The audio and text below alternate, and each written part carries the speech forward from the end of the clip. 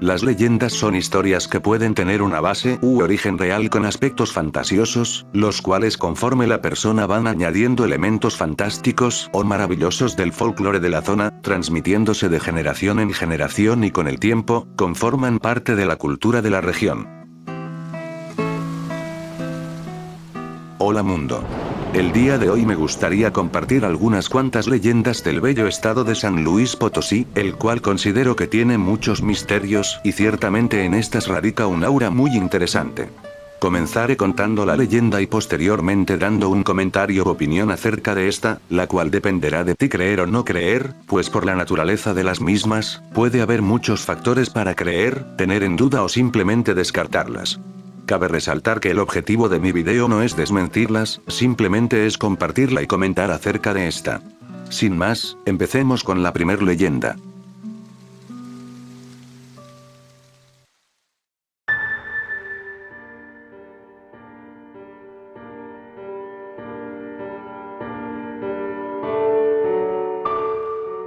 Poco después de la conquista de México, llegó a vivir a San Luis Potosí un matrimonio de españoles. Su hija, que era muy pequeñita, se llamaba Lucas. Los habitantes de la ciudad, los sirvientes y los indios guachichiles que la conocían la llamaban Doña Lucas, como era costumbre llamar en aquella época a las mujeres de alcurnia sin importar su edad. Cuando Doña Lucas creció, se enamoró de un indio guachichil que trabajaba en la hacienda donde vivía la familia. Cuando el padre se enteró del enamoramiento de su hija, entró completo en cólera y la encerró en su habitación, pues no podía concebir que una hija suya blanca y española se pudiese enamorar de un indio zarrapastroso humilde y pobre.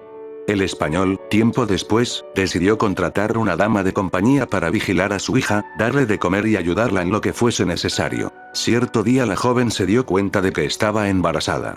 Nunca se supo cómo sucedió el hecho, tal vez la dama de compañía ayudó a los enamorados a verse furtivamente. Cuando el padre de Doña Lucas se enteró del estado comprometido en que se encontraba su hija, se enojó terriblemente y la golpeó. Entonces, decidió poner fin al embarazo de su hija. Mandó a uno de sus criados guachichiles a que fuese a buscar a una hierbera muy conocida por los indios por sus habilidades, y le pidió que le diera un té elaborado con sus plantas abortivas.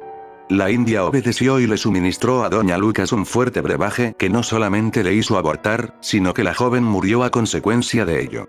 El feto se lo llevó la mujer y el español le hizo jurar que no le diría nada a nadie. Enterraron a Doña Lucas en el altar mayor de la iglesia de San Nicolás. Tiempo después, cuando el sacerdote de la iglesia se encontraba oficiando, en su homilía tocó el tema del Evangelio según San Lucas. En el momento en que pronunció las palabras San Lucas, la iglesia tembló, los cirios y las velas se apagaron, los bancos se movían sin control, y se escuchaba un terrible estruendo. Las personas, muy asustadas, corrieron hacia la salida y abandonaron el templo. El sacerdote no se explicaba lo que estaba sucediendo. Desde este suceso los creyentes dejaron de ir a la iglesia y ni siquiera se atrevían a pasar delante de ella. El cura estaba desesperado porque ya nadie acudía a su iglesia y oficiaba misa solo. Entonces, un día se puso a rezarle a Dios pidiéndole que le dijera lo que sucedía y que lo guiara en lo que debía hacer para solucionar tal problema. En medio de su oración de pronto se le apareció Doña Lucas, vestida de blanco y muy enjollada, y le dijo: Señor cura, por favor dígale a mis padres que me saquen del lugar en donde estoy enterrada, porque no merezco encontrarme en este sitio, el altar mayor, porque soy una mala hija y una pecadora. Dígales que me quiten el vestido blanco y las joyas, porque no soy digna de ellos. Deseo que me pongan un vestido guachichil, el más humilde de ellos, que mis joyas y herencia que me corresponden se las entreguen a los indios. Quiero ser enterrada en el panteón comunitario. Y si no hacen lo que les pido, nunca voy a encontrar la paz eterna. Al acudir el sacerdote ante los padres de la chica y comunicarles su experiencia vivida, estos confesaron el pecado de Doña Lucas muy afligidos y arrepentidos de haber mentido. Enseguida, procedieron a llevar a cabo lo que su hija les rogaba que hiciesen. La vistieron de guachichil y repartieron sus bienes entre los indígenas. Además, la enterraron en el camposanto en una sencilla ceremonia y con muchas flores. Desde entonces nunca más se volvieron a escuchar ruidos en la iglesia, y poco a poco los feligreses regresaron a la iglesia de San Nicolás.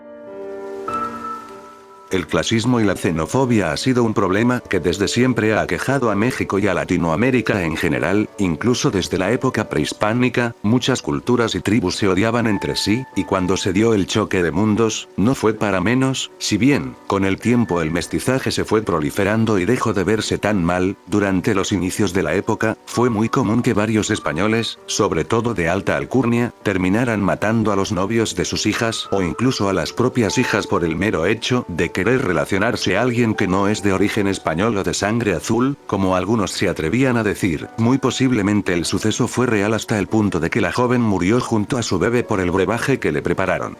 Sin embargo, el que su alma penara y que llegara incluso a sacar a la gente de una iglesia está en duda. Lo que pudo haber pasado, es que el padre o allegados se sintieran mal por el maltrato de la población hacia los nativos o achichiles, y buscando integrarlos también a la religión católica y la fe en Dios, decidieran hacer reflexionar al padre de la joven, o en su defecto, que los allegados y testigos contaran esta versión.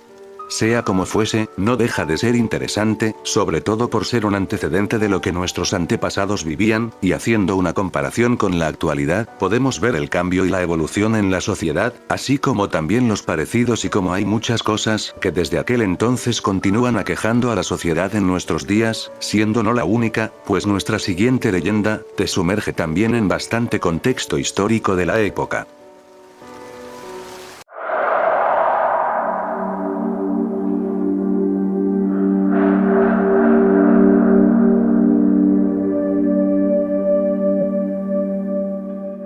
San Luis Potosí ha tenido muchas brujas célebres, entre ellas la bruja Tlaxcalilla o bruja de Tlaxcala, quien había invocado una rebelión en contra de la propia iglesia. Nunca se supo cuál era su nombre verdadero, ya que no tenía siquiera registro de su nacimiento y mucho menos acta de bautismo. La gente la conocía únicamente como la bruja Guachichil del barrio de Tlaxcala. Ella habitó San Luis Potosí años antes de la fundación de la ciudad y formaba parte de la comunidad de los indígenas que fueron integrados por la fuerza por los españoles. Se dice que tenía el poder de transformarse en animales, principalmente en un venado, poder que adquirió tras beber una poderosa poción que incluía peyote. Aprovechaba el poder transformarse para dicho animal para rondas en las noches y realizar sus aquelarres sin que alguien se diera cuenta, pero aún así era bien sabida su capacidad de transformarse en ese animal, pues hasta su propia familia la había visto. Llegaría el día 18 de julio de 1599, el cual sería un domingo, día en el que tradicionalmente se va a misa, pero cuando el templo de Tlaxcala hizo el llamado a la misa de las 12, no había acudido la gente del barrio, principalmente las personas de origen indígena. Al parecer la bruja Tlaxcalilla había invocado a una rebelión en contra de la iglesia, la cual convenció a la mayoría de los indígenas, quienes en primer momento se resistieron a atender el llamado a misa. Ese mismo día una muchedumbre de rebeldes iría a la iglesia de Tlaxcala, pero en vez de rendir culto a Dios, comenzaron a lanzar piedras contra este y saquearlo. Lo mismo hicieron en el barrio de Santiago, donde la bruja lograría convencer a los indígenas de ese lugar y oponerse a la iglesia. Sin embargo, su rebeldía ya había llegado a los oídos de las autoridades, en concreto de Gabriel Ortiz Fuenmayor, quien sería el encargado de la justicia de la región. Él fue de inmediato al barrio de Tlaxcala y frente a todos sus seguidores, cogió a la mujer del cabello para enjuiciarla por los delitos de brujería y rebelión. A pesar de tener un gran número de seguidores, muchos declararon en su contra confirmando su habilidad de transformación, por lo que la autoridad no dudó ese mismo día sentenciarla y hacer efectiva la sentencia, la cual se dictaminó de ser ahorcada hasta morir. Cuando se le colgó, no parecía morirse y se mantuvo con vida mucho tiempo, mientras gritaba improperios y maldiciones contra sus enjuiciadores y el pueblo en general. Finalmente murió y la autoridad decidió que su cuerpo quedaría colgado 3 días como escarmiento a aquellos que practicaban la brujería. La sorpresa llegó cuando al día siguiente el cuerpo de la bruja ya no estaba. Algunos señalan que fueron sus seguidores quienes la descolgaron, pero otros aseguran que ella misma se descolgó y huyó para poder fraguar venganza contra el pueblo de San Luis Potosí. Los inicios de la conquista y posterior formación de México como nación, fue una era sin duda con muchas aristas, pues por un lado el choque de mundos proliferó una cultura propia a largo plazo, pero terminó también desapareciendo otras. Durante esta época, no fueron pocos los nativos quienes ya sea, a la fuerza o por propia decisión fueron convertidos al catolicismo, y el tener que ver cómo se perdían estas costumbres, para muchos fue sin duda frustrante, pues al perder sus costumbres y creencias previas, como en el caso de la bruja bruja, muy posiblemente también su profesión, su poder y su misma seguridad estaban en riesgo. Esta historia bien puede tener algo de verdad, pues el rechazo a la imposición de la religión así como la condena por retar a la iglesia es algo que no solo en México, sino en más partes del mundo quedó documentado, así como la posterior maldición, pues, viendo cómo le ha ido a San Luis, no se me haría raro que fuera verdad. Pero bromas aparte, al igual que con la leyenda de Doña Lucas, pudo bien ser un acontecimiento real con un toque místico y fantasioso, pues estas leyendas tan antiguas poseen esa característica de considerar hechos históricos o comunes como lo era el rechazo a la religión católica, el rechazo a los nativos o hechos trágicos, que con el tiempo al ser transmitidos se le añadían esos aspectos más fantasiosos, dando origen a una explicación a una creencia o costumbre de la zona, tal como nuestra siguiente leyenda, la cual nos lleva hasta la zona más verde del estado.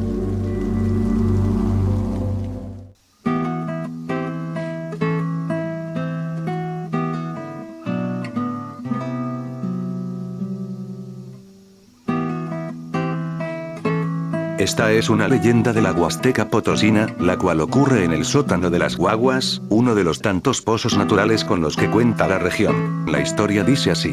Dos compadres se encontraban caminando cerca de la boca del sótano de las Guaguas, cuando uno de ellos decide decirle a su compañero que había algo que le quería mostrar y que había en ese lugar.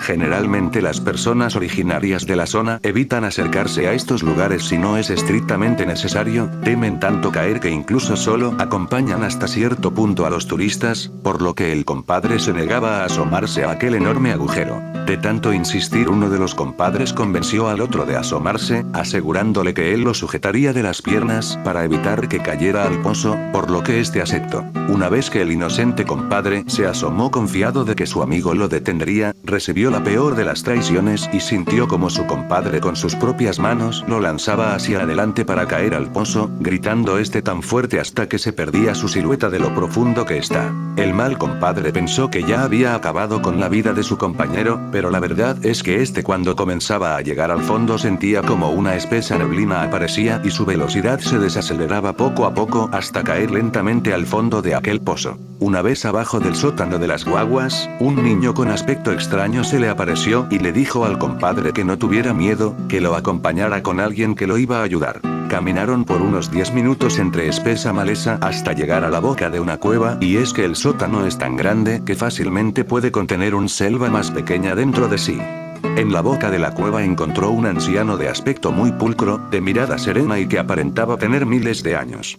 Además estaba acompañado de un sapo del tamaño de una persona con indumentaria femenina. El anciano le invitó a sentarse, y se señaló una serpiente gigante, la cual de inmediato se enroscó para servir como asiento para el compadre. El anciano le volvió a reiterar que no tuviera miedo y que él lo ayudaría a salir. Mira, tú estate tranquilo, todo va a estar bien, toma de esta agua y te sentirás mejor. Y en efecto aquella agua que resultaba tan refrescante, le había curado todas las dolencias que llegó a tener con el paso de los años. Yo te voy a ayudar a salir de aquí. Tu compadre ahorita se casó ya con tu mujer, yo te voy a decir cómo salir, pero debes prometer que no le harás daño y en cambio te voy a pedir que hagas algo cuando salgas de aquí. El hombre confundido no le quedó más que aceptar el trato y cuando estuvo listo le dijo al anciano que estaba listo para irse de ahí. El anciano le dijo al niño que lo condujera por una de las salidas, así el hombre siguió al niño a través de una cueva. La cueva era muy larga y estaba además acompañada por un río, sin embargo el niño y el compadre siguieron caminando por varios kilómetros hasta que el niño le indicó que él ya no podía seguir, pero que él anduviera a pesar de lo oscuro, de lo frío y lo húmedo, así hasta que viera luz. El hombre obedeció y finalmente salió de una cueva a unos cientos de kilómetros del sótano de las Guaguas. El hombre regresó a su casa, pero notó que todo estaba muy cambiado, como si ya hubiera pasado mucho tiempo, pero eso no podía ser posible pues él solo se ausentó unos cuantos días. Cuando tocó a la puerta se dio cuenta que lo que le había dicho el anciano era cierto, su compadre estaba ahora con su mujer pues este le abrió la puerta, pero fue tanto la impresión del compadre que este murió. Finalmente el hombre se contentó con su esposa contándole lo sucedido, por lo que la mujer le señaló que hiciera caso a lo que aquel extraño espíritu le había pedido. Así el hombre en una parcela de tierra y en cada una de las esquinas enterró una mazorca de maíz, mientras que en el centro de la parcela lo hizo junto con un corazón de un pollo sacrificado y así, este sembrara lo que quisiera. A los cuantos días comenzó a germinar milagrosamente lo sembrado, además de dar una muy buena cosecha. Desde entonces él le enseñó a su familia el ritual que aquel anciano le enseñó, de cómo agradecerle a la tierra por los regalos que le da al hombre. Una historia con mucha mística, la cual realmente es bastante interesante y es característica de la zona. Tengo la curiosidad si esta explicaría si hay alguna fiesta o costumbre de la región, pues es bien sabido que otras ceremonias, como los sacrificios que hacían los mexicas, la Pascua, Halloween, el Onen Matsuri de Japón, son celebraciones que comenzaron para marcar el inicio o fin de la temporada de cosechas, y en estas se hacían rituales para atraer la fortuna y fertilidad. Es algo que existe de muchas formas en el mundo y en casi todas las culturas. Con el pasar del tiempo, tomó una vertiente más de fiestas y celebración, enriqueciendo a la cultura y al folclore de la región. Personalmente me gustaría saber si esta zona posee alguna fiesta relacionada con la leyenda o alguna celebración parecida a las mencionadas, pues es un lugar muy interesante y bello que recomiendo ir. Sin embargo, es momento de continuar con nuestra última leyenda del video.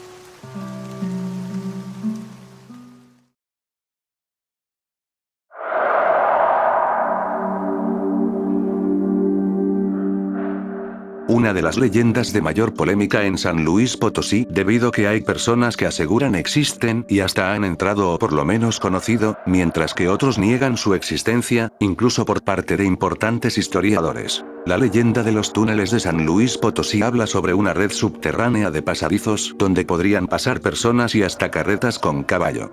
La finalidad de estos túneles es variada, pues hay quienes teorizan que eran para transportar dinero y minerales del Cerro de San Pedro a diferentes templos de la ciudad, hasta quienes creen que estos túneles fueron usados también para enterrar los crímenes de la iglesia en años siguientes, por lo que no eran accesibles para las personas. Asimismo, la extensión de los túneles podría ser de 2 edificios vecinos o hasta 80 kilómetros, algunos que recorrerían desde el Templo del Carmen hasta Soledad o del Santuario hasta la Cañada del Lobo. Con el tiempo y debido a su desuso, se tiene la creencia de que se transformaron para usarse como criptas, donde además de enterrarse el cuerpo de un sacerdote a forma de reliquia sacra, también los cuerpos de niños abortados por las monjas o tesoros no reportados por la iglesia. Por otra parte, en versiones oficiales, se ha desmentido que una red de esas dimensiones pudiera existir principalmente por el tipo de suelo en el que está cimentado la ciudad, el cual es muy poroso y filtraría de inmediato el agua de los mantos freáticos, inundando los túneles con el tiempo.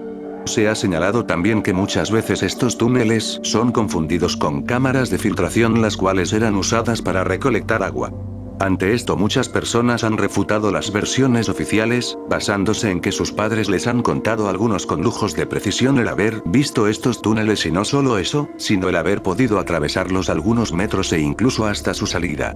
Siendo en su mayoría, gracias a la cercanía tenían con la administración de alguna iglesia o algún cargo dentro del gobierno. Sin embargo, la mayoría también los habrían encontrado por accidente, o husmeando por los edificios y templos. Asimismo, se han reportado también que muchas casas tienen sus túneles, sobre todo en la calzada de Guadalupe, en la zona de la calle de Ignacio Zaragoza y otras propiedades cercanas a las iglesias ubicadas en el centro histórico. Lo que ha causado que sea la misma población quien termine acusado al gobierno y la iglesia de negar la existencia de estos túneles, creando un efecto y generando ese debate entre quienes conocen la historia, lo que ha reforzado la creencia en algunos, y otros, basando en versiones oficiales, han terminado por verlo como una leyenda muy interesante. Eventualmente, cuando se ha realizado algún labor de reparación de una calle, se han encontrado acueductos y cámaras, los cuales se dice son los mismísimos túneles. Tanto así que en el 2012, el hundimiento de un tramo de calle en la Alameda Juan Sarabia revivió el mito de los túneles, pues se aseguraba que el colapso de uno de ellos habría provocado el derrumbe de dicha calle. Pero hechos como este han pasado varias veces, pues durante la construcción del Teatro de la Paz, se reportó el haber localizado un túnel, sin embargo este simplemente fue rellenado para continuar con la obra.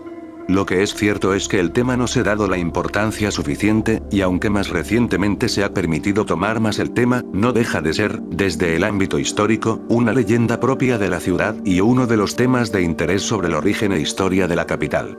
Pues si bien tal vez no existan los legendarios túneles que recorren por debajo de la ciudad, no se puede negar la existencia de entradas subterráneos en templos y edificios del centro histórico, los cuales no siempre se han dado explicaciones firmes y concluyentes sobre su existencia, solo conclusiones tanto en favor como en contra.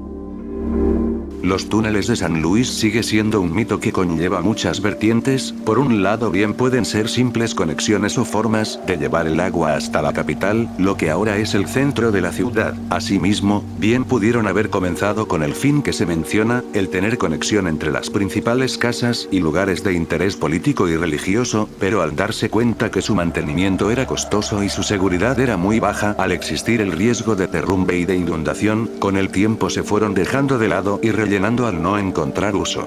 Personalmente a mí me contaron de la existencia de estos túneles desde la escuela, así como familiares y conocidos con familiares que nacieron en el Porfiriato y con ello, vivieron muchos acontecimientos de la época, asegurando que durante la guerra de los cristeros, ahí se resguardaban y huyeron muchas personas durante la persecución a los cristianos y católicos. Si bien los estudios científicos en su mayoría son concluyentes y manejan la lógica, la existencia de las catacumbas de París, la actividad minera, así como algunas cámaras o agujeros encontrados en casas y edificios que tienen bastante profundidad, los cuales pudieron haber sido solo un sótano, también causa un eco enorme, ya que los secretos de esta área así como los intereses también son lógicos, y aunque es bien sabido la dureza del suelo de la zona, tampoco es imposible, y como mencioné en un inicio, bien pudieron existir, pero con el tiempo ir cerrándose tras accidentes y falta de mantenimiento, dejándolo como un mito que poca gente sabría, ya que solo eran personas de poder y alto estatus económico, pero que con el tiempo y ciertos hechos, personas curiosas o allegados a estos, terminaron viendo. Además, otras iglesias y lugares del mundo han demostrado existir obras parecidas, lo que hace que no sea tan descabellado, sin duda, un misterio que acompaña a la región como muchos otros.